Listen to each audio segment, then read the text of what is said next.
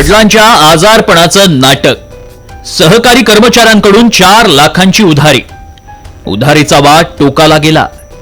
या वादातून बीपीओ कंपनीत काम करणाऱ्या पुरुष कर्मचाऱ्यानं सहकारी महिला कर्मचाऱ्याचा काटा काढलाय. पण नेमकं असं काय घडलं की फोटोत दिसणाऱ्या तरुणीला आपला जीव गमवावा लागलाय? पाहूयात या व्हिडिओमधून.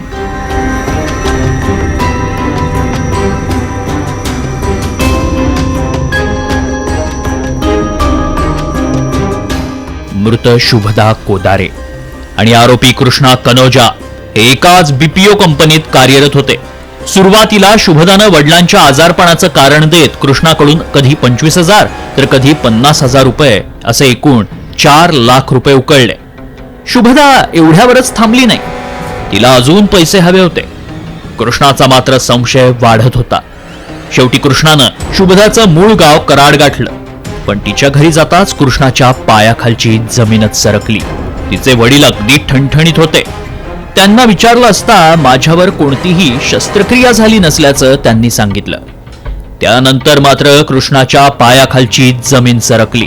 त्यामुळे व्यवहाराचं रूपांतर वादात झालं.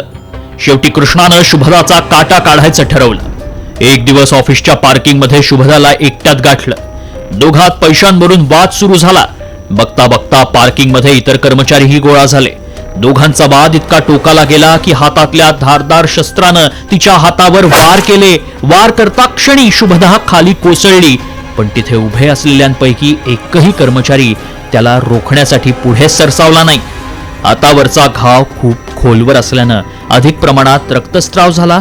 तिला तात्काळ उपचारासाठी रुग्णालयात दाखल करण्यात आलं. मात्र उपचारादरम्यान तिचा मृत्यू झाला. मृत तरुणीची बहीण साधना कोदरे यांनी दिलेल्या तक्रारीनुसार आरोपी विरोधात गुन्हा दाखल करण्यात आलाय. देश विदेशातील प्रत्येक घडामोडींचे लाईव्ह अपडेट मिळवण्यासाठी आता साम टीव्हीच्या सर्व सोशल मीडिया प्लॅटफॉर्मला लाईक, फॉलो आणि सबस्क्राईब करा. तसंच सर्व नोटिफिकेशनसाठी बेल आयकॉन प्रेस करायला विसरू नका.